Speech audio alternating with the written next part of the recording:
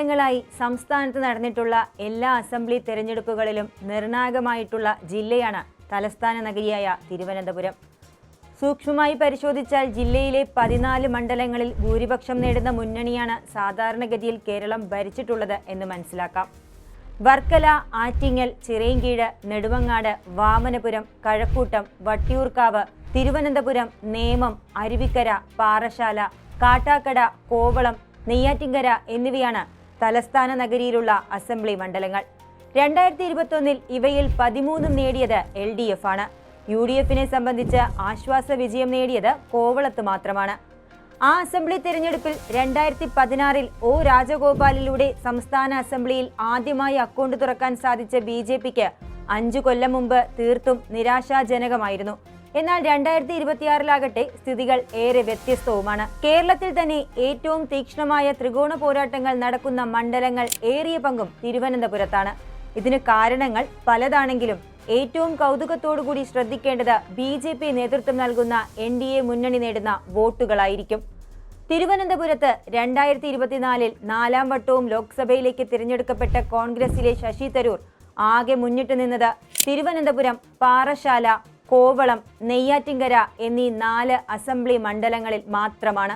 മറ്റുള്ള 3 മണ്ഡലങ്ങളായ കഴക്കൂട്ടം, നേമം, വട്ടിയൂർക്കാവ് എന്നിവിടങ്ങളിൽ മുന്നിട്ട് നിന്നത് ഇപ്പോഴത്തെ BJP സംസ്ഥാന അധ്യക്ഷനായ രാജീവ് ചന്ദ്രശേഖർ ആയിരുന്നു. കഴിഞ്ഞ കൊല്ലം അവസാനത്തോടുകൂടി നടന്ന തദ്ദേശ തെരഞ്ഞെടുപ്പിൽ BJP 50 കൊല്ലത്തോളം CPM ഭരിച്ച തിരുവനന്തപുരം കോർപ്പറേഷനിൽ ഒരു വൻ അട്ടിമറി നടത്തി ഭരണം നേടിയെടുത്തു.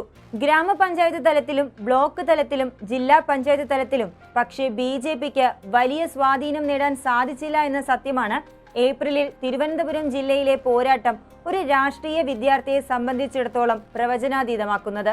പഞ്ചായത്ത് തിരഞ്ഞെടുപ്പിൽ തിരുവനന്തപുരം കോർപ്പറേഷൻ നേടാനായെങ്കിലും 2 മണ്ഡലങ്ങളിൽ മാത്രമാണ് BJP മുന്നിട്ട് നിന്നത്. 2497 വോട്ടുകളോടുകൂടി വട്ടിയൂർക്കാവും 5049 വോട്ടുകളോടുകൂടി നേമത്തും. 2024 രാജീവ് ചന്ദ്രശേഖർ മത്സരിച്ചപ്പോൾ വട്ടിയൂർക്കാവിൽ BJP ലീഡ് 9000-ൽ പരമായിരുന്നു എങ്കിൽ നേമത്ത് ഇത് 22,000-ലധികമായിരുന്നു.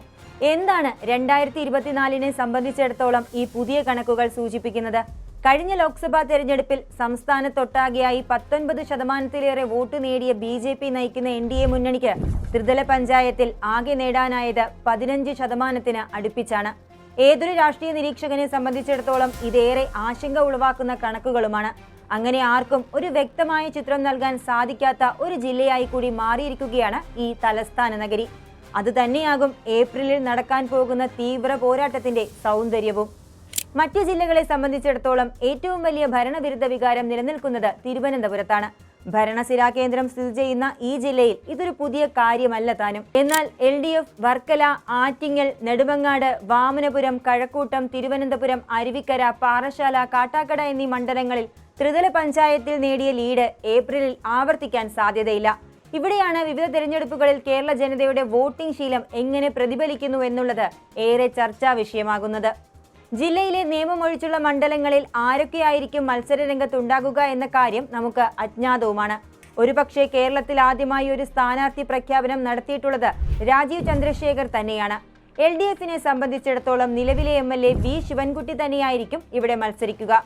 ശിവൻകുട്ടിയുടെ സ്ഥാനാർത്ഥിത്വത്തെ തന്നെ 2 ടേം വ്യവസ്ഥയിൽ എന്തെങ്കിലും വീഴ്ച വരുത്തുമോ എന്നുള്ളത് CPMന്റെ അന്തിമ തീരുമാനത്തിന് അനുസരിച്ചായിരിക്കും.